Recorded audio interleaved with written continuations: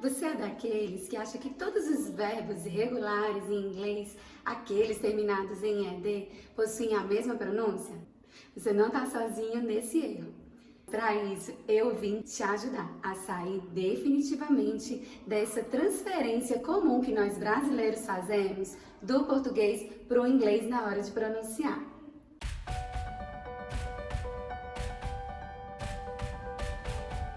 Hello! Eu sou a teacher Carol Lopes e vim aqui te ajudar a colocar esse inglês em prática de maneira natural. Mas primeiro, eu gostaria de fazer um pedido.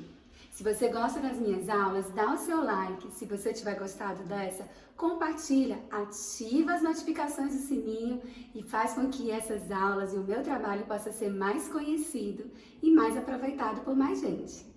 Realmente, o inglês ganha muito do português quando se trata de estrutura. A conjugação dos verbos em inglês é totalmente diferente da nossa conjugação aqui no nosso português. Nós dizemos eu trabalhei, tu trabalhastes, ele trabalhou em inglês, ou eles são verbos regulares ou são irregulares. E os verbos regulares, que é a maioria de todos os verbos no passado, só tem aquela diferença de acrescentar o ED no final. Fácil, né? Fácil sim. Mas na hora de pronunciar, nem tanto. Nós vamos ver que existem diferenças sutis entre pronúncias desses verbos. Por exemplo, nós temos o played, played, work, worked, visit, visited. Você notou a diferença entre eles? Não? Tá aí, vou falar de novo. Vai lá. Played, worked, visited. Não? Ainda não? Pois bem, vai depender de uma lógica sonora que os próprios nativos fazem sem mesmo perceber. Nós, brasileiros que falamos português, transferimos muitas vezes aquela forma que está escrita lá em inglês e queremos pronunciar do mesmo jeito. Mas não é bem assim. Nota que, por exemplo, o verbo work no passado fica worked. Se a gente for pensar como brasileiro e como está escrita do worked, nós pensaríamos worked, mas essa forma está totalmente errada. Do mesmo jeito acontece com played, lived, walked, talked. Então vamos ver a diferença entre eles. Existem 3 regras cruciais. Para isso, nós precisamos entender o que são os sons vozeados e os sons desvozeados. Mas, teacher, para que eu tenho que saber essas coisas técnicas? Você vai ver que vai te ajudar muito na hora de pensar e pronunciar. Então, preste atenção. Quando você coloca aqui os seus dedos bem aqui na sua garganta, você vai sentir as suas pregas vocais vibrarem ou não vibrarem. Quando elas vibrarem, isso quer dizer que o som é voiced, ou seja, é um som vozeado. Quando elas não vibrarem, você vai perceber que o som que está sendo emitido é um som desvozeado, ou seja, um som unvoiced ou voiceless. Todas as consoantes são voiced, ou seja, elas são vozeadas. Todas as consoantes são voiced, ou seja, elas são vozeadas. Só a gente testar. A, E, I, O, U. Todas as vezes a nossa prega vocal vai tremer, vai vibrar. Agora, os sons consonantais, eles podem ser voiced e voiceless. Existem pares desses sons. Então, por exemplo, o som F, ele pareia com o som V. O som T pareia com o som D. O som G pareia com o som K. O som S pareia com o som Z. Um vai ser sempre o voiced e o outro vai ser o unvoiced. Exemplo disso, nós teríamos o sniff e o verbo live, live. Work, por exemplo, e o som G, que seria o drag, por exemplo. Stop, stop, desvozeado.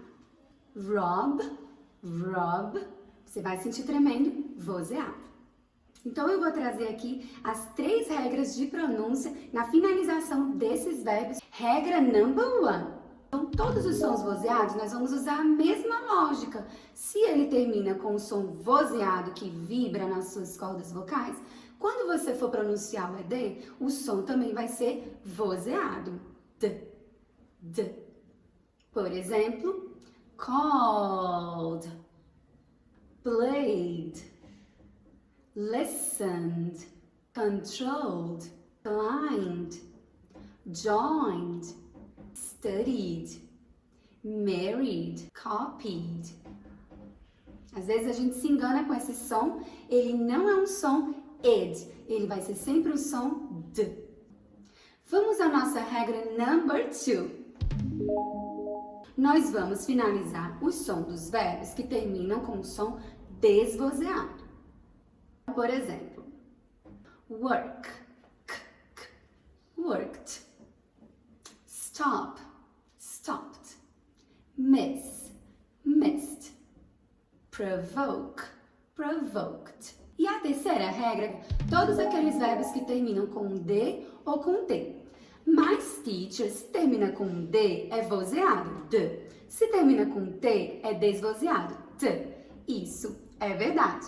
Mas só que, como eu falei, existe uma lógica sonora que os falantes usam para pronunciar, que é meio que inconsciente. Esses sons, eles são muito difíceis de serem articulados naturalmente se fossem usados as primeiras regras.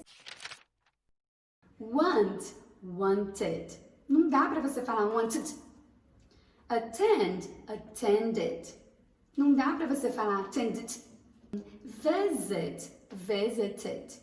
Ao contrário de visited. Need, needed. Transmit, transmitted.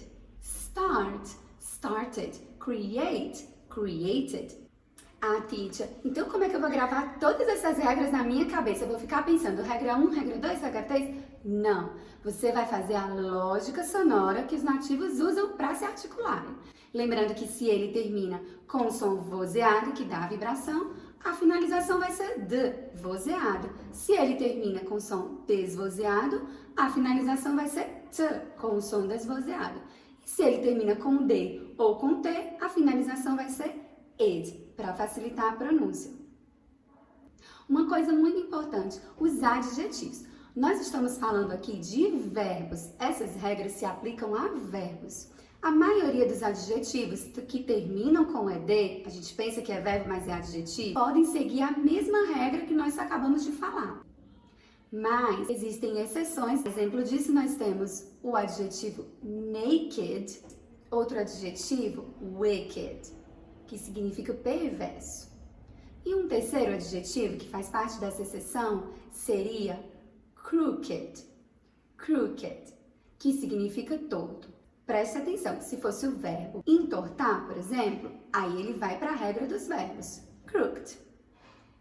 Espero que vocês tenham aprendido, espero que vocês tenham gostado. Não esquece de dar o meu like, de compartilhar, de ativar o sininho, as notificações.